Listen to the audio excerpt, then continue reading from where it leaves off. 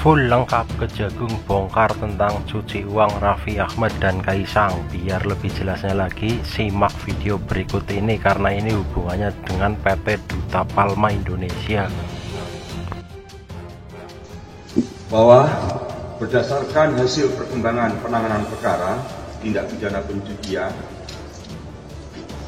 dengan tindak pidana asal, tindak pidana korupsi dalam kegiatan usaha perkebunan kelapa sawit yang dilakukan oleh PT Duta Palma Group atas nama terdakwa korporasi PT Darmek Plantation, yaitu holding perkebunan kelapa sawit, yang beberapa waktu lalu saat penanganan perkara sudah ada pada tahap penuntutan. Jadi seperti tadi disebut oleh Pak Kasbenko, kenapa penuntutan ikut di Malaysia ini, itu perkara sudah ada dalam tingkat penuntutan. Kemudian teman-teman penyidik mendapatkan informasi bahwa anak usaha PT Darmek Plantation, yaitu PT Deli Muda Perkasa yang bergerak di bidang perkebunan kelapa sawit, dan PT Taluk Kuantan Perkasa yang bergerak di bidang pengelolaan kelapa sawit, akan mengirimkan uang yang diduga sebagai hasil kejahatan. Ini akan dikirimkan ke Hong Kong melalui jasa perbankan. Kemudian penyidik melakukan koordinasi dengan penuntut umum, dan selanjutnya penyidik melakukan pemblokiran terhadap jumlah uang tersebut sebesar 479 miliar 175.079.148 rupiah, dan setelah dilakukan pemblokiran, kemudian dari penyidik meminta kepada penuntut umum agar uang yang telah dilakukan blokir tersebut dilakukan penyitaan dan dijadikan sebagai barang bukti dalam perkara atas nama terdakwa korporasi PT Darmek Plantation, karena 99,9% pemegang saham PT Teluk Kuantan Perkasa dan PT Deli Muda Perkasa adalah PT Darmek Plantation. Sedangkan sisanya 1% pemegang saham dari PT Deli Muda Perkasa dan PT Teluk Kuantan Perkasa adalah PT Palma Lestari.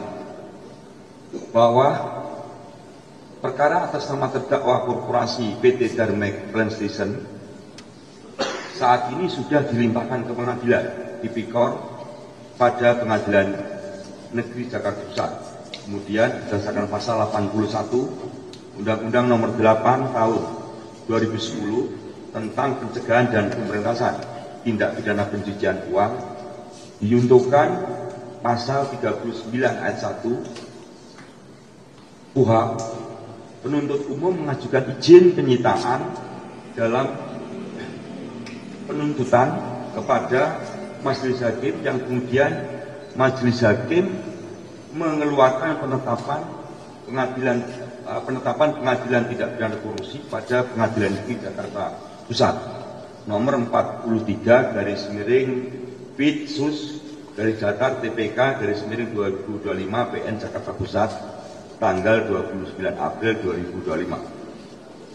Selanjutnya penuntut umum melakukan penyitaan uang tersebut yang kami sebutkan tadi, yaitu 479.079.148 rupiah, dengan perincian. Yang pertama, uang sebesar 378.264.1 rupiah disita dari PT Deli Muda Perkasa.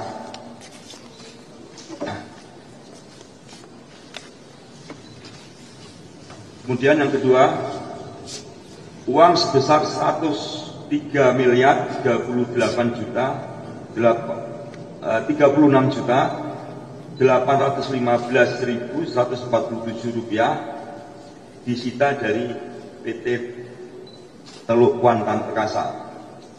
Bahwa perkara atas nama terdakwa korporasi PT Darmex Transition telah dilimpahkan ke Pengadilan Tindak Pidana Korupsi pada Pengadilan Negeri Jakarta Pusat bersama-sama dengan terdakwa korupsi lainnya atas nama PT Aset Pasifik, PT Palma 1, PT Banyu Bening Utama, PT Kentana Amal Tani, PT Panca Agro Lestari, dan PT Sebriga Subur pada tanggal 10 April 2025. Dan saat ini perkara tersebut masih dalam proses persidangan di Pengadilan Tipikor.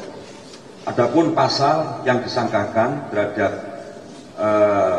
terdakwa PT Darmex Transition adalah pasal 3 atau pasal 4 atau pasal 5 Undang-Undang Nomor 8 Tahun 2010 tentang pencegahan dan pemberantasan tindak pidana pencucian uang Yunto pasal 55 ayat 1 ke 1 KUHP. Demikian perkembangan penanganan perkara tindak pidana korporasi yang dilakukan oleh PT Duta Palma atas nama terdakwa PT Darmex Transition. Terima kasih Pak Penuntut, kami kembalikan. Baik, terima kasih Pak Direktur Penuntutan. Rekan-rekan media, sebagai penegasan tadi sudah disampaikan bahwa sesuai ketentuan pasal 81 ya, Undang-Undang Nomor 8 Tahun 2010 tentang pencegahan dan pemberantasan tindak pidana pencucian uang, di sana secara tegas dikatakan bahwa dalam hal diperoleh bukti yang cukup bahwa masih ada harta kekayaan yang belum disita, hakim memerintahkan jaksa penuntut umum ya untuk melakukan penyitaan terhadap harta kekayaan tersebut. Nah, jadi supaya jelas selama ini penyidikan, nah kewenangan penuntutan juga dalam konteks TPPU bisa melakukan penyitaan manakala masih ada harta yang belum disita. Itu penegasannya. Terima kasih. Barangkali ada hal-hal yang ingin dikonfirmasi atau dipertanyakan, silakan rekan-rekan media. Cukup? Saya kira kalau cukup kita sudahi. Gimana? Soal itu BUMN yang dimana direksi dari BUMN itu tidak bisa dimasuk penyelenggara negara sehingga mengganggu para penegak hukum untuk menindak apabila misalnya direksi BUMN tersebut terjerat korupsi. Itu gimana dari pejabat? Nah, saya kira terkait itu kita kemarin sudah jawab ya, bahwa kami sedang melakukan kajian terhadap undang-undang yang baru dimaksud ya, dan nanti